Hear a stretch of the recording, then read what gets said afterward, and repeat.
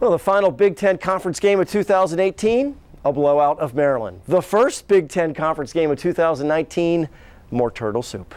And now we turn to homecoming, which is always a fun time in Happy Valley. You got parades, you got alums coming back, former players, and hopefully the same kind of outcome. Homecoming. I can't wait to go back to campus. Oh, wait, I work there. The Blue White Tailgate is next.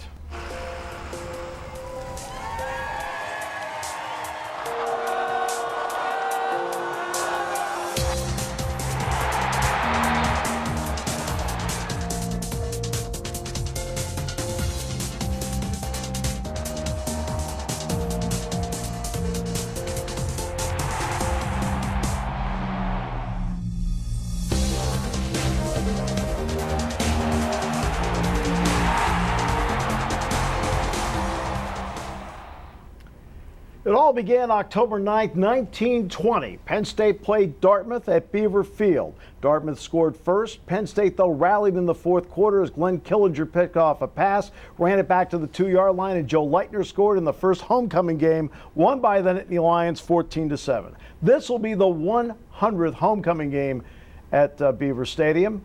Looking forward to it on Saturday. Steve, Jay, Todd, I was there for 98 of the 100. Steve called a great game against Dartmouth. He did a phenomenal job in the booth with the Morse code. It was unbelievable. Kept just like tapping the little keys left and right. It was great. I feel like I just went to school. I was in professor's class there with the history lesson. Thank you for that. Somebody had to do something. What's the 100th? What the heck? That's tell a little story. Yep, very All neat. right, so let's get to the PSECU update desk and Josh Sperber.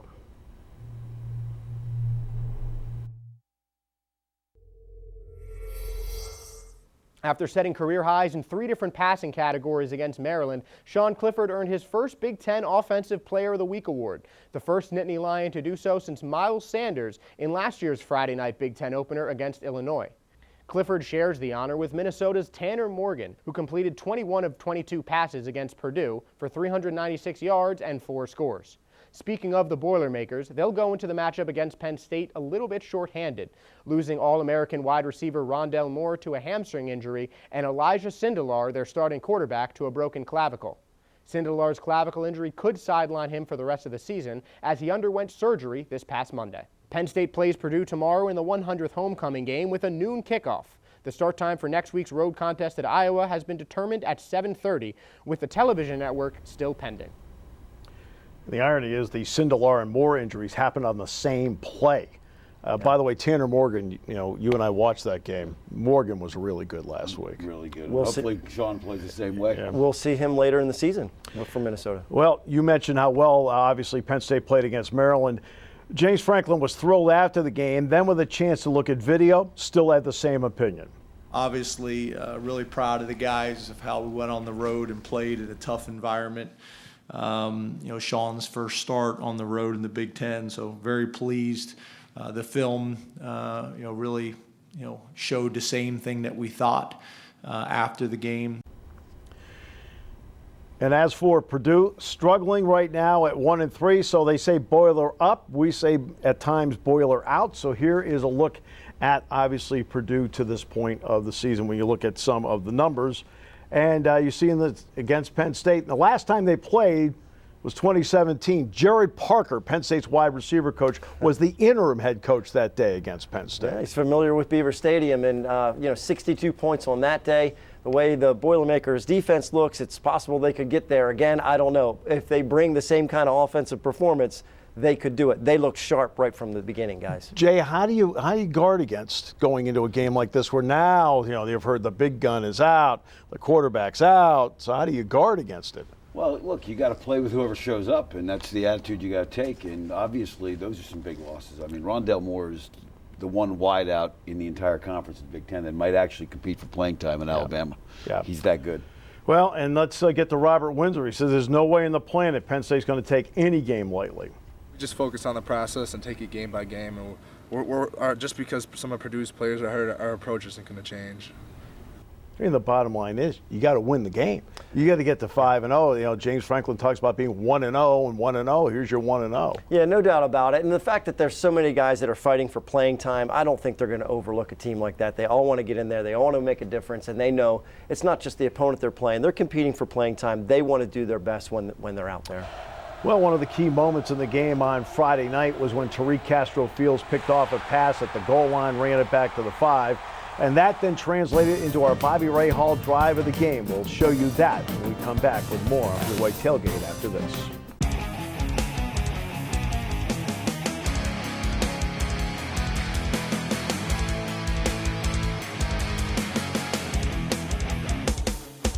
All right, welcome back.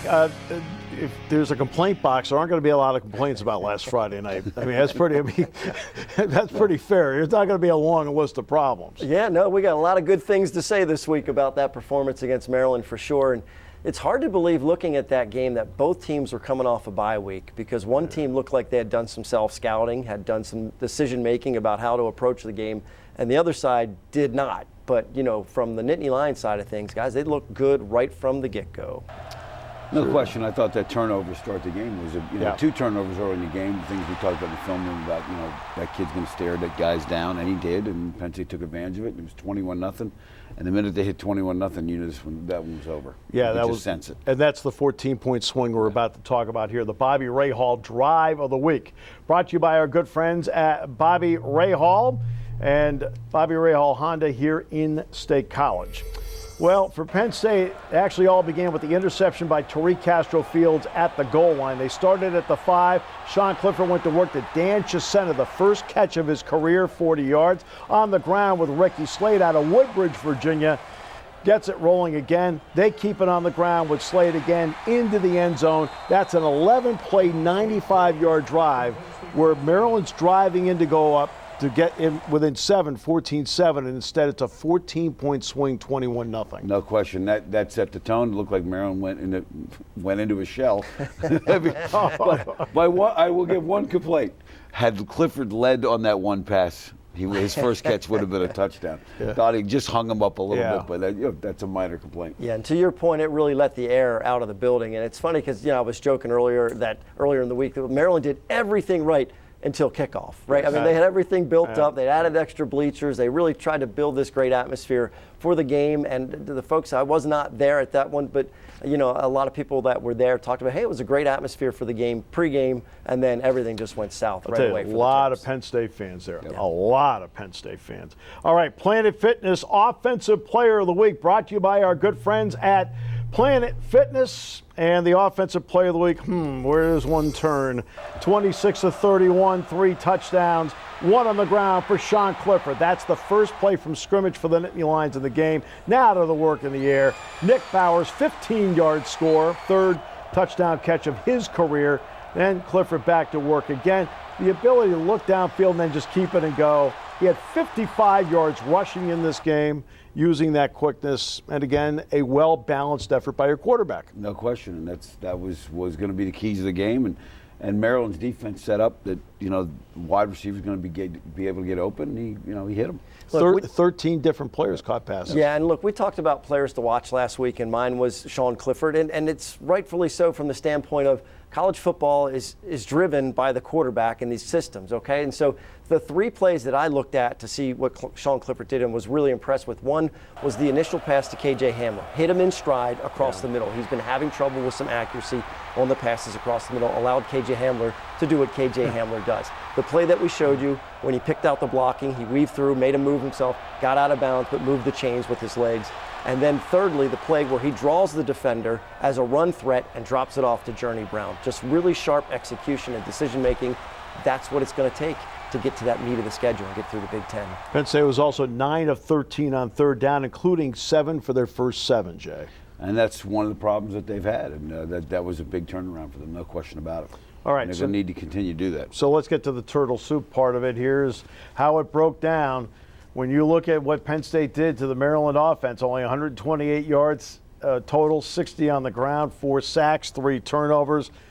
It was a dominating defensive performance by Penn State. Absolutely, and we talked about the speed coming in for Maryland, and Jay, you were looking at that, how fast they were. Yeah. They matched speed with speed on defense. I mean, the linebackers got to the play, moving side to side. They looked great doing so. And they took away the big plays. That was the key. I mean, some of them didn't even get a chance to get started because Penn State's defensive line did a really nice job, and Penn State's linebackers played at a level I think they haven't played at all year. One of the guys that really jumped out was Lucetta. I mean, he made a couple of real physical plays. Yeah. And after he made those plays, you could see the Maryland kids kind of said, I'm not really sure we want a piece of this. That's as instinctive a game as I've seen Lucetta play. I thought he played fast in that game to go with his athleticism. Yeah, he really jumped out. I mean, he just jumped off the screen at me. Yeah, all right. So let's get to our Defensive Player of the Week, presented by Planet Fitness. And our Defensive Player of the Week is a linebacker, but it's a guy that didn't start the game. It is Ellis Brooks. He times up these blitzes pretty well. This is the third sack he's had this year. And again, he played a strong game, Ellis Brooks did. And again, there he is with Yetur Gross-Matos and a little help from Cam Brown. Ellis Brooks is one of those guys that, quote, knows how to play. Right? He is a football player. He's not an athlete playing football. He's a football player. And you mentioned the timing of the blitzes. I think Maryland got into a little bit of a rut with their cadence or their snap. And Penn State did a really good job of getting jumps off the ball a few of those times, and it paid off. And the last thing you want to see as a quarterback coach is three guys in on a sack, and that happened a couple of times. Yeah. Well, Penn State's played a lot of people this year, a lot of people. That's the game plan going in.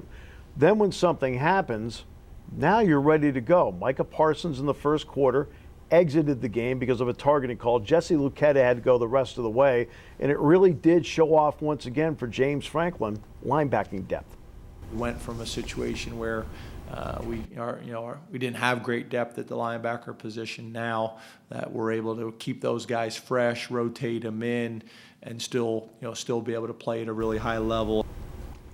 You also want to get to quick change football. 3 more turnovers in this game. They have 6 on the season.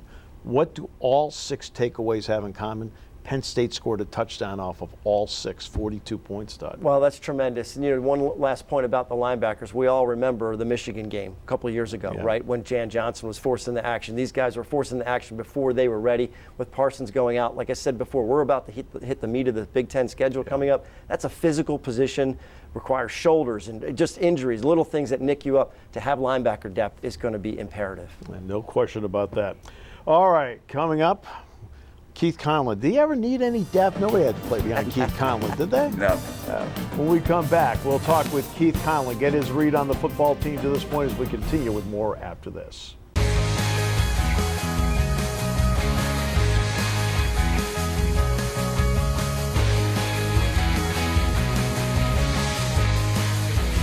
All right, welcome back. We sat back and contemplated which Letterman would make the longest trip for homecoming. And then we said, no, we can't do that. We got Keith Conlin instead. Yeah, three minute commute. Welcome. Great to have you with us. Good to be back here, boys. How are you? Good. Offensive line cohesion is so important. Mm-hmm. Now, a third of the way into the regular season, Keith, are you starting to see this line have some semblance of cohesion? Actually, I have. After the first couple of games, I was sort of worried about it. It was one of those, I hope we're not going down the same path we had gone down before the last few years and not getting better throughout the year. And as your father would say, the most improvement you make is the first week to the second week. But I've been telling people on my radio show, the first week didn't count because that was a glorified scrimmage. Yeah. So I wanted to see how the guys have progressed since then. And they actually have. And, I know it was Maryland last week, but they actually showed a lot of cohesion. Clifford had a lot of time to pass the ball. Running backs obviously played a great game. And the tight ends are doing well too. So I like where we're going right. I like where we're moving right now. But this is the heart of the schedule right now. This is the tough part of the schedule coming up. Yeah, it's going to get a little steeper. Yes, it will. Kind of shifting gears a little bit. Talk about, one of the things about Penn State, it's been so much about family over the years. And you had 2 brothers that played. Bucky was a senior when I got here in '86. But your mom in particular, your mom had a really special relationship with Joe. Yep. And just talk, give me a story that you want to share about your mom and Joe, because your mom was one of the few moms that Joe would go, Mary Collins. Your mother egged her on though. Absolutely. Sue would always say, give it to him. He doesn't hear it at home. Give it to him. So I think my favorite one is, I always tell the Citrus Bowl story, 1993, New Year's Eve. We usually would travel away as a team. Joe would get us away from the families and stuff like that. So we stayed at the same hotel as our families and collegiate tours, or whoever was doing the tours or whatever. But New Year's Eve, we're out there for the snack the night before the game, and my mother had a few champagnes in there, came walking in, sees two of her sons standing there in our snack line, and Jay will tell you, snack was, shut up, get your food, go, get to bed, big game tomorrow, get your head on the game. She comes walking in, hey, give me a hug, hugging Marco, Jeff Hardings, all of our buddies, and me and Kevin, and Joe was like, hey, Mary Connie, get out of here, you know. And she looks at him, and she says, you shut the H up, you give my little boy a scholarship. And Joe went and just sat down. And we're all like, and me and my little brother, I look at Kevin, and Kevin's like, we're dead. We're dead. And I'm sitting there, I got my mother sitting here on one side, I got Joe on the other, I got my future, my past, and this and that. Where am I going to go? And I'm just like, you got to go, Mom. And I'm like, me and Kevin were like, we are dead. We're dead. And then to add on to that story, in 2005, when I came back to here, when I came back to school and was working with JT in the weight room, we're getting ready for the Orange Bowl. And Joe says in the planning meeting, he goes, I don't want the Mary Conlin thing happen again. And I'm like, what did he just say? And I'm looking around. And I'm like, oh my God, he still remembers it. Oh, he remembers. We got to get out of here. I don't want that Mary Conlin thing happening again. And I'm just like, oh my God. Oh no, he remembered. Oh, he remembered. It was pretty amazing. But you were not telling a story that he and I are unfamiliar with. Oh, sure. Yes. Yeah. What's it like? Yeah, I mean, you just had the '94 reunion, Yep. so you just had that. But what's it like on a weekend like this? I mean, since you've been back to town, where a lot of players do come back. Yeah, I mean, all my friends know that I do live here. Me and my wife lived here since 2005. They always have a place to stay, to come up and this and that. So it's always, we're at the point now where a lot of my friends have their kids and they're high school football players. So it's like, they sporadically can come in, but they're always welcome. It is good seeing some guys, but their Rose Bowl reunion was just fantastic. Yeah. And a lot of guys came back for it, had a great time. Penn State set it up pretty good. Tailgate was great, the night game, which is always a good thing. I mean, we're talking about the noon game versus the night game. As a tailgate fan and somebody who has to drive in through the parking, I don't want to go there, but Run your route, Keith. Who has to go through that? But it was good. I had a lot of friends there. My in-laws were there. I met a lot of my friends, and one thing we talked about was I was standing there on Friday night, and I'm standing there talking to Kerry and Kyle. And I'm looking at my wife's looking at me. She goes, "You guys are huge." Yeah. And I'm looking eye to eye with Kerry, eye to eye with Kyle, and I'm 6'7", 6'8". Depending on what surgeries I'm at right now, they keep on cutting me down. But she was like, and I just started thinking, I was like, "Yeah, can you imagine being a defensive lineman?" And I remember Eric Clare saying, "Yeah, that's what we went through every day at practice." Yeah. It's like I got to go through the tight end. I got to hit that mutant tackle, and then maybe Jeff Hardings might throw a hand on me and throw me across the room. And then I got to hit a 6'5", 240-pound quarterback. He's like, as a defensive end or defensive tackle, you got to start saying, "Wow, okay, in your lunch pail." It's funny you mentioned that story because we're the Rose Bowl in 2008. Paul McDonald was the color analyst for USC, and they have plexiglass between the booths. And Jack looked over at me, Jack Ham, and says, "You want to know why I played 12 years in the NFL?" He says, "Because that's the kind of quarterback I hit when he was with the Cleveland Browns, as opposed to a guy like Roethlisberger or Kerry Collins in terms of how big they are today." It's amazing. Hey, it's great to have you here. Great to have you pop back in, tell some Mary Conlin stories. Right? Even Jay started to get the shakes. Just a little bit. All right. Coming up, Todd Sadowski is going to rejoin us. We'll throw Keith Conlin out of here. Or maybe we'll just ask him politely to please get up and move so Todd can come back and do the show. I think that's a better approach. We'll come back as the gang is all back together in the set with more on Blue White Tailgate after this. All right, for Purdue, they got up to a rough start because they played Nevada. Good team to start out. In fact, Nevada will be here next year to open the season against Penn State. But they had a big lead in that game. They lost it on the last play of the game, 34-31. And it seems like since then it's snowballed in a wrong direction for them. It is spiraling quickly with the injuries. This is not the Purdue team that knocked off Ohio State last year, for sure. I mean, look, The two deep depth chart was released. They have 21 true freshmen or redshirt freshmen in the two deep. I mean, that is requiring a lot of youth to be on the football field. All right, so let's get to our McClanahan's coaches file to take a look at Jeff Brom, brought to you by our good friends at McClanahan's, the McClanahan's Penn State room. For Jeff Brom, he had an opportunity to go back to his alma mater last year, and he said no. He stayed at Purdue. He's in his third season. And, I mean, here's a guy that's in the Ring of Honor of Louisville, and he still said no to him, Jay, and he stayed there. It tells me something about what he's trying to build. Yeah, and I think he feels, I think he probably felt pretty good coming this season. He's a quarterback that was very capable, and you look at the way they played against Vanderbilt, had a really big day, 500 yards passing. He's got maybe one of the best wideouts in the country. He's certainly in the conversation. And now he's coming to Penn State without either one of them. Look, the guy's a good football coach, and I think he recognizes that the Big Ten West is an area that he can make some ground up. I mean, certainly Nebraska didn't impress anybody. Well, I mean, they played an amazing team at Ohio State this year, but it's certainly there for the taking to be involved in the picture each year. And it's just one quick note about Nebraska. When it comes to the national, I think he'll do a good job there, Scott Frost. I really do. But you can't will a team back to prominence. No. And I think that's what, in some ways, the Big Ten's trying to do that. ESPN's trying to will them back into prominence. It's going to take a little bit. Yeah. It's going to take some recruiting classes. Yeah, it will. And that's what Jeff Brom's doing at Purdue. He's putting together recruiting classes right now. All right, so now on the same play, he loses Elijah Sindelar, good quarterback. Rondale Moore, special player, whether it's running the ball wide out, punt return kicker, a special player. Loses him on the same play. So now he turns to Jack Plummer out of Gilbert, Arizona. He is not related at all to Jake Plummer, just so everyone knows. And he talked about what he needs to do to get his team into this game on Saturday.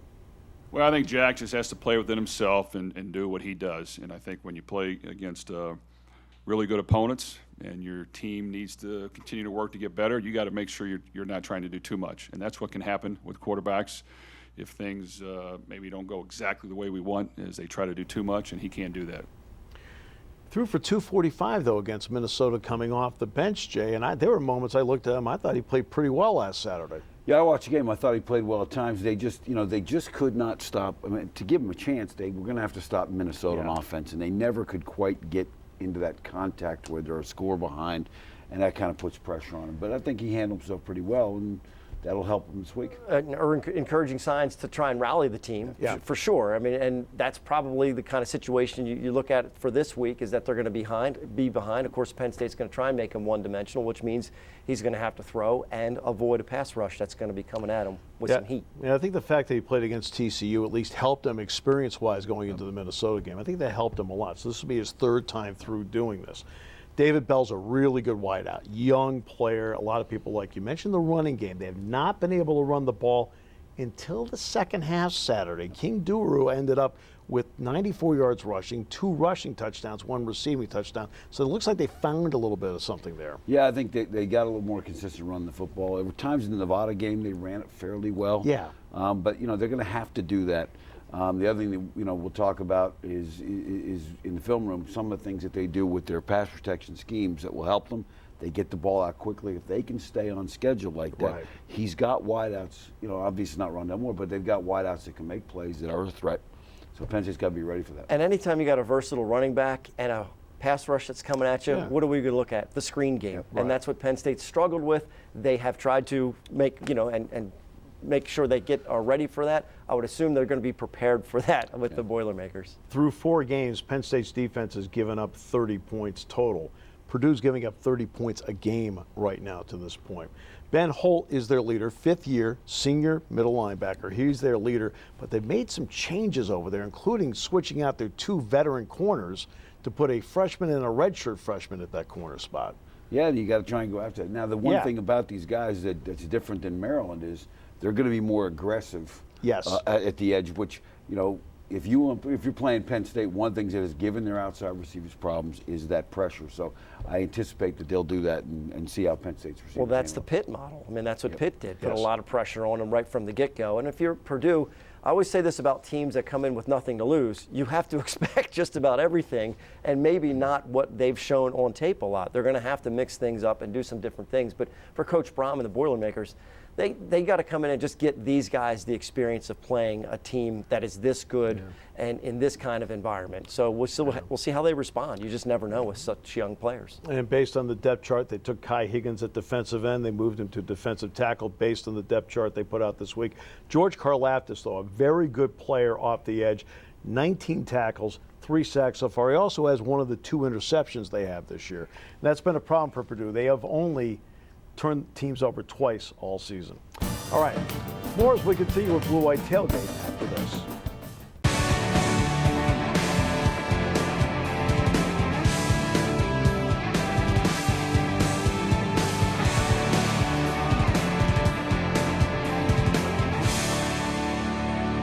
All right, welcome back, and we're going to get right into the tail of the tape presented by our great friends at GoPSURV.com. You notice somebody was late for the meeting today. Yes. Somebody wants green M&Ms in the RV. It's like the demand. So Difficult. you see what Penn State's done. Defensively, that's what Purdue's done. We alluded to that earlier, the number of points that they've given up. And the big number there is the 297 passing along the way. That's the big number, Jay, right there. Yeah, and that should be something that Sean Clifford looks at and says, hey, I could have a good day. Yeah, and it's not just the number. I think what really should concern Purdue is the efficiency with which people throw the ball against them. Tanner Morgan, 21 of 22. I mean, that you're not making him. It's hard to do in your backyard. Yeah, exactly. Against That ball's not kindergartners. hitting the ground many times. And then Clifford's coming off a game where he was 26 of 31. So, you translate that kind of performance to the Boilermakers defense, and it may be a little bit of a pass-happy situation for, the defense. Purdue chasing guys around. So we'll see. And Steve talked about turnovers. Purdue's -2 in turnover margin per game. Yeah. They're giving up 2 more. They're -8. That's a minus big 8 number. on the season. That's big, and that any coach will tell you that's the crusher when something like that happens. All right, so let's get to Sean Clifford. Sean is off to a good start. 1/3 of the way through the regular season. Josh Sperber tells us how well Sean Clifford truly has done. When you evaluate quarterbacks and how well they're playing, it's how are they on third down, it's how are they in the red zone, it's wins and losses, and it's can you make plays under pressure? It's hard to have expectations for a quarterback who had only thrown 7 career passes before his first season as a starter, even if 5 of them were complete for 195 yards and 2 touchdowns. But those were Sean Clifford's career stats before 2019. And even by James Franklin's standards, he has done a great job so far this year. Sean was so confident pre-snap in what the coverage was going to be. He was so confident pre-snap in what the blitz was going to be that's when people talk about the game slowing down. It's because you've anticipated what they're going to do. Sean was excellent in his first start on the road, setting career highs in multiple passing categories and breaking the Penn State record for first half pass yards. He finished with 452 total yards and 4 touchdowns in the Big Ten opener, showing off his dual threat ability and putting the rest of the conference on notice. Confidence comes from preparation, and I think he's doing a really good job with that. You never know going on the road the first time, but we had talked a lot about what that environment was going to be like. We did a lot to try to recreate that environment at practice every single day. He may be one of the younger starting quarterbacks in the Big Ten, but Sean Clifford is already making a huge impact. It's the last part I want to talk about. I think we expected Clifford to throw the ball well. I mean, he's not going to be perfect, but I think he's added enough in the running game that I think's made a big difference. That's what I'm hearing. I don't know what you guys are hearing from that, but I heard after that performance, wow, I didn't realize he was so fast or that he was quick. And that was something that we were wondering about right at the beginning of the year. I think everybody knew that he could spin the ball. We saw him throw some deep passes last year, but I mean, that part of it, the versatility is key to this offense. And I think you're going to see some people have to make some adjustments where they're not playing as much man-to-man on third downs because they got to take care of them. And that's the smart thing. James talked about, he's making the right decisions, seeing blitzes, seeing coverages. There are a couple times where he's on third down and he sees they're in man-to-man, they're running with people, take off and get the first down, move the sticks. Now I want to take it inside the 10-yard line here. When you're inside the 10-yard line because he can run, now you have to account for him. You don't have to drop it. You can't drop everybody off because you have to play him, Jay. Yeah, and there was a couple of the reads that he didn't keep that I'm screaming at the TV, keep it, because they're not respecting you. And he did, the first play, he goes in and and runs it in, scores, and that's a big advantage. And it's a different aspect of it too than with Trace, because at Trace's third year, you expected him to keep it. He wanted to keep it, and it's not that Sean doesn't. It's just you're not sure yet as a defense how often is he going to keep it. He doesn't. They don't have a book on him as far as his rushing game goes, and they have other options obviously in the backfield. Well, James Franklin knows he'll have to make a series of good decisions in the pocket because he feels against Purdue he will see some pressure. They do a really good job with their blitz and twist package.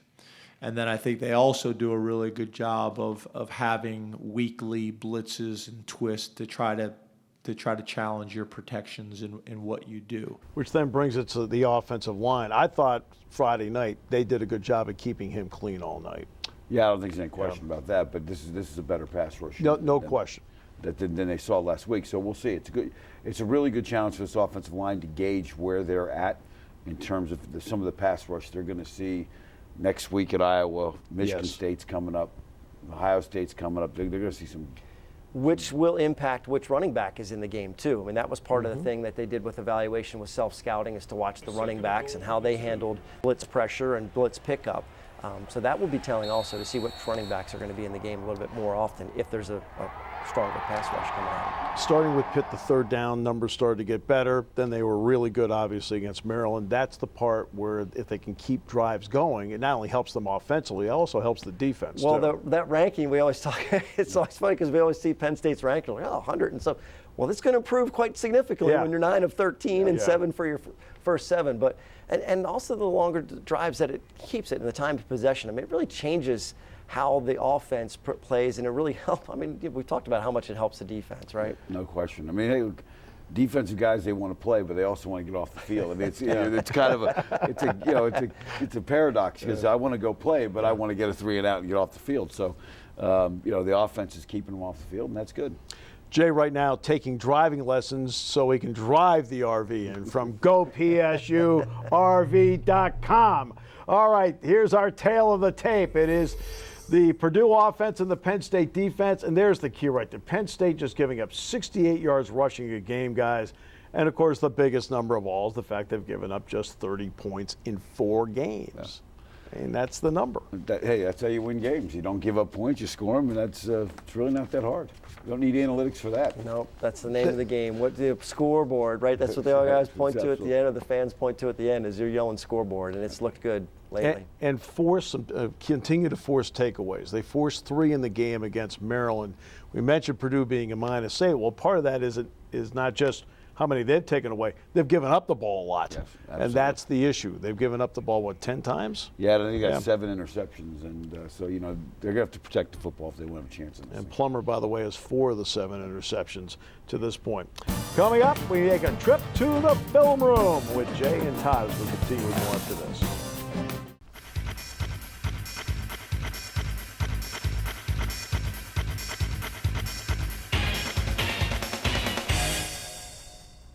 Welcome back on the Blue White Tailgate. We're in the film room where knowledge is power. We all get a little bit smarter here in the film room with Jay, and it's all brought to you by Beer Bellies Beverage. We are going to be looking at the matchup with Purdue, and we're going to start with the Boilermakers offense? Yes. Okay. They're missing a couple pieces, aren't they? Yeah, they're missing a couple pieces, but X and O wise, they still do some things. And they're still going to roll out 11 guys, so let's see what they're going to do. They're still going to do. So, okay. One thing to talk about is with Purdue, they're starting to find their run game. And let's take a look at the first screenshot. They're starting to find their run game. A lot of it is some of the RPO stuff that they're doing. And again, similar to what we've seen, 1 back, 2 receivers of the field. They're reading how Penn State's going to play. There's 7 guys down. They'll throw screens out if you're all in the box. And here they're going to run what we call a single back power play, which is an old power, off tackle play. They're going to double up your end. You're going to pull this guy to the outside linebacker and hand the ball. And take a look at the video here to show you. And again, this is the kind of thing that if they can get them a little bit of rhythm and get the 2nd and 6 and get the 2nd and 2 and be able to stay in their short passing game, they'll be able to give Penn State some problems. One of the things that we're going to talk about, and here's the end zone shot, but you really see how he plays it. But one of the things we want to talk about as well is how is Penn State's defensive line going to play not only against the run, but in terms of the pass rush. Purdue does not give up a lot of sacks, and you've heard people talk about tight ends checking and chipping, and what does that mean? Well, what that means is these guys are going to run routes, but before they get in the routes, they're going to help the offensive tackles with these guys before they go out. You'll see on this when we go to the video, he's going to take an edge off him, and give him time to throw the ball. So take a look at that. And it becomes tough because as your defensive end, you're trying to beat the guy that's on you, and the next thing you know, you got a guy coming up and hitting you, and that can be frustrating. Again, here's a great shot. See how that tight end really tries to take his head off, and it gives him time to throw. The other thing Purdue is going to do is they are going to get the ball out in a hurry. Not only are they going to chip, they're going to go back and throw rhythm passing games, and what Penn State's going to want to do is try and keep them from getting into the rhythm and disrupt the routes. 2 deep side, 3 deep side, quarterback reads this, keeps it simple, and you're going to see as we look at this and show the video, he's going to catch this ball, and this ball is going to be out in a hurry, hits for an 18-yard gain, and even if you get a good beat off the jump on the pass rush, it's tough to get there before he gets that ball out of there. Yeah, no doubt it's going to negate the pass rush. A good scheme. We'll see if they can handle Penn State's personnel. All right, switch to the other side of the ball. What are you seeing from Purdue? Aggressive corner play, good pass rush. We'll talk about that. Let's take a look at the first screenshot here in terms of their base defense. One of the things that's going to be a little different than what Maryland did is they're going to come up and they're going to press the outside guys, which has been a problem for Penn State. But the other variable is they'll take this safety and they'll go inside out on the slot, which means a guy like KJ Hamler is going to have deep help from them. And then they're aggressive and downhill against the run game. So take a look at this on film. Again, you'll see both linebackers flow into the ball, backside safety there to play the cutback. And they're, at times they've played well on defense, but they're just not consistent enough. One of the things on third down and long, the last couple of weeks we've seen a lot of blitzing. These guys will then go to what they call a roll strong coverage. We're going to drop 8 guys, only rush 3. They've been able to get there sometimes with 3, but if you don't, again, there's not a lot of room. They've got all the zones covered. Take a look at what happens here against Nevada. Again, here's their front side corner. He rolls up and jams the receiver, and now there's nowhere to go with that ball. And again, that's going to be something on third and long could be a problem for Clifford. A little different read than he's seen the last couple of weeks. The other thing is they like to run blitzes based on your run tendency. So when the back's offset, or if you're a tight end dominant run team, they're going to then bring this guy off the edge. They're going to slant this way, bring these guys downhill, and he's there for the cutback. Now, what Nevada does a nice job is they cut this guy backside off, and they get a slot. But again, they're going to bring those blitzes. So Penn State's going to have to make sure they don't get into too many tendencies. Take a look at the video on this one. Again, you see the end come off the edge. And again, if that defensive tackle does a little better job, they've got him for no gain. If they can do that against Penn State, that'll give us some problems. Okay, so many of our viewers may not realize there was a Big Ten before Penn State, and only 10 teams. And they're How about that? and they're missing a pennant here. What is this all about? That's right. This is a book called Big Ten Country. A guy named Bob Wood wrote it. He did a road trip in 1988 and went to all 10 Big Ten schools before Penn State was in. But this one's special because it was a gift to Joe Paterno from Bo Schembechler saying, welcome to the Big Ten. Gave it to him right after Penn State announced for the Big Ten in 89. It became Big Ten +1. Yes. There you go. Yeah. So, and there was some somewhat landmark legislation that was passed in California that you want to address with college athletes. Yeah, let's take a look at the first film screen. This is going to change the game. And again, it comes into these players now have their own personal brand. They can benefit from their own likeness. It prevents the NCAA from infringing on them being able to do it. So the bidding is going to start to happen. Now, who benefits? Take a look at the next screenshot. Yeah.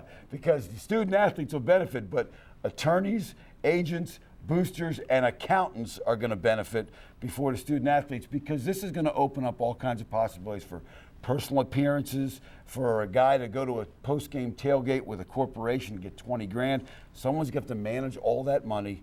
It's going to put boosters in the henhouse, so to speak. It's going to take some work to really get this thing right. Yeah, absolutely. It's going to create some chaos initially. We'll see where it ends up, if there's federal legislation, whatever ends up happening. But let the bidding begin, as you said. It's out there now, and it's not coming back. That's for sure. We're coming back, though, on the Blue White Tailgate to wrap things up after this.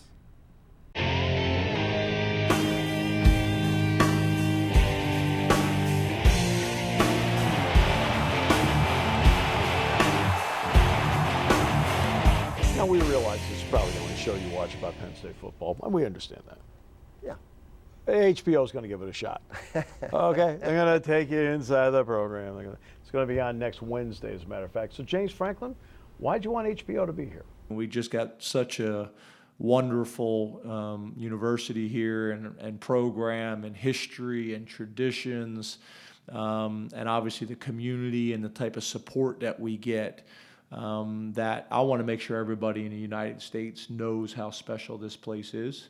Well, at least I'll say this, at least they've had Florida to look at as to how they did the show, Jay, because there are, quote, no storylines here. Well, let's put it this way. HBO, you don't owe them anything, and they don't owe you anything. They come in, and they're going to tell the story they want to tell. They want to win Emmys. So, you know, it can be good, but there are risks and rewards here. And hopefully that guys don't realize that don't do some stupid things on camera. Let's hope that it comes out that way. Well, it's going to be a quality production. You know that for sure. Yeah. And if there's ever a time to have them come in, it's after you beat down one of your rivals 59-0. I would argue the other way, because you feel good about yourself and the cameras show up and you start to Open up a little bit. So, yeah, I'm feeling good about We'll myself. have to see how it plays out.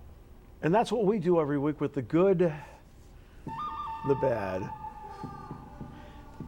and the ugly. On homecoming weekend, Jay gets the good. My good is Nebraska fans. They got behind 48-0, and they were in there till the end of that game, cheering on their team when they scored that touchdown to make it 48-7. If you're a coach in Nebraska and you have recruits and you say, you know what, that's the kind of loyalty you're going to have. We're going to build something special. So hats off to them. Bad, too many replays during the course of the game that they have to look at. It's all the stops and starts. You got 100,000 people in a stadium. Get going, play the game. My potential ugly is the pay-to-play legislation that's coming up. I think there's some definite things that they need to do with this, but if it goes in a state-by-state level, it's going to get really chaotic and ugly. There is a lot of movement to get the NCAA to finally move on it, or some federal legislation. It's a to-be-seen thing, but it could potentially be ugly for a little while until they get it right. You think Congress would make a mistake on something like this? No. All right. Pennsylvania, by the way, 2 legislators have already started. Okay, they've already started the introductory look into what California did, so Pennsylvania's on track too. Time now for our picks, courtesy of our good friends at the Center Daily Times. Todd, you're out of the gate. We send you West Coast to Eugene. I'm in the Pac-12 where there's no more undefeated teams already in the season. Cal at Oregon. I'm going to go with Oregon. I like the Ducks in this one. Josh, you got yourself a pretty big Big Ten matchup. Ohio State heads into this crucial Big Ten matchup looking like one of the most balanced teams in the country. They rank 2nd in the NCAA in total defense and 8th in total offense. I don't see the Spartans coming into Columbus and slowing down that train. The Buckeyes remain undefeated.